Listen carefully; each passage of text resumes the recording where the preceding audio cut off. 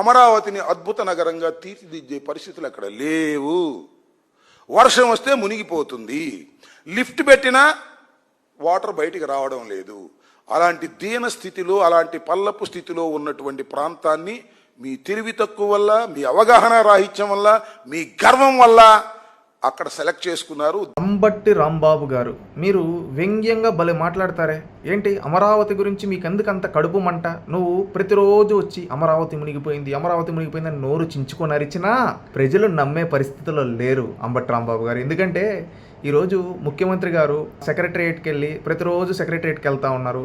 ఈరోజు cabinet meeting కూడా జరిగింది. నిన్న 2 రోజుల క్రితం P4 ఈవెంట్ జరిగింది. Ratan Tata innovation hub inaugurate చేశారు. ఈ విధంగా ప్రతి ఒక్క కార్యక్రమాలు అమరావతిలో జరుగుతున్నాయి. ప్రజలందరూ అక్కడికి వెళ్ళి సెక్రటరియట్ దగ్గరికి, అదేవిధంగా హైకోర్టు దగ్గరికి వెళ్ళి పనులు చేసుకుంటూ ఉన్నారు. నువ్వేమో మునిగిపోయింది అని నోరు సాగదీసుకొని అరుస్తున్నావు. ఒకటి గుర్తుపెట్టుకోండి, ప్రజలందరూ వెళ్ళి పని చేసుకుంటుంటే మీరు వేరే టైప్లో అక్కడ మునిగిపోతూ ఉందంటే ఎవరు నమ్ముతారయ్యా? ఒకటి, జగన్మోహన్ రెడ్డి గారు ఇల్లు మునిగిందా? మునగలేదు. అది కూడా అమరావతి ప్రాంతంలోనే కదా, తాడేపల్లి దగ్గరే కదా ఉండేది. ఆ జగన్మోహన్ రెడ్డి ఇల్లు మునిగిందా? మీరు అక్కడే కూర్చొని ప్రెస్ మీట్లు పెడతారు. కానీ మునిగిపోయిందంటే, మునిగిపోతే మీరు ఎలా ప్రెస్ మీట్లు పెడతారు? అంత చిన్న లాజిక్ ఎలా మిస్ అవుతున్నారు? నిన్న అనిత గారు ప్రెస్ మీట్ పెట్టారు, మంత్రులందరూ అక్కడ ప్రెస్ మీట్లు పెడుతూ ఉన్నారు. మేము ఇక్కడే సెక్రటరియట్ లో కూర్చో ఉన్నాం, ప్రెస్ మీట్లు పెడుతూ ఉన్నాం. మునిగిపోతే మేమందరూ కూడా మునిగిపోవాలి కదా, మేమందరం డైరెక్ట్ గా వచ్చి తిరుగుతూ ఉన్నాం, మాకు ఇక్కడేం ప్రాబ్లం లేదు, నీళ్ళు ఎక్కడ లేవు. కానీ వీళ్ళు ఎందుకు ఈ విధంగా అంటున్నారంటే మీ కడుపు మంట.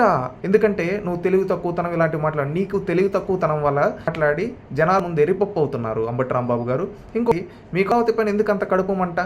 అమరావతికి వివిధ పరిశ్రమలు వస్తూ, అమరావతి అభివృద్ధి చెందుతూ, పరుగులు తీస్తూ ఉంటే ఈ మీకు కడుపు మంటతో అమరావతి పైన విషయం చెబుతున్నారు. మీ కడుపు మంట తగ్గడానికి ఈనో వాడండి అంబట్టి రాంబాబు గారు.